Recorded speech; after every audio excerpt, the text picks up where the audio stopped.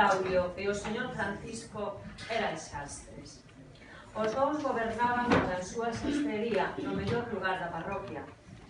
E se xa era pouco corrente que nunha aldea houvese dúas xastrerías, aínda o era menos que estivesen a unha en fronte da outra. Fora algo fortuito, froito da casualidade.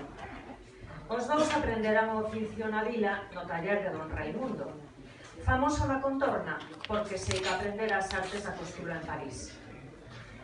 A súa rivalidade medrara parella aos seus anos, e cando remataron co aprendizaxe, os dous montaron unha xastrería na aldea natal.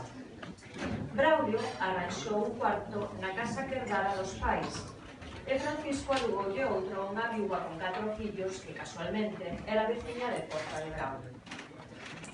Os primeiros anos estiveron marcados por unha dura competencia. Co tempo, o afán competitivo foi dando paso a unha rivalidade xa, na que cada xastre creara un espazo de seu, ben distinto, reflexo da súa personalidade.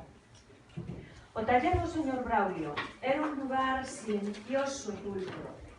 Nel, os aprendices apenas se facían notar, cosían en silencio, seguindo as indicacións do mestre.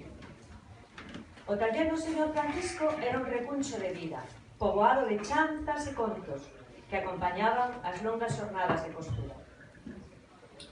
Os dous mestres de agulla de Dal pasaron a vida sen apenas falarse. Malia todo, a xenreira non aniñaba nos seus corazóns. Non se odiaban, simplemente ignorábanse.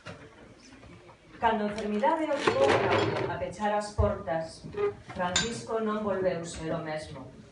E a ledicia que sempre acompañara as longas xornadas de traballo foi esmorecendo ata desaparecer. As dúas xastrerías enfrontadas ficaron orfas para sempre.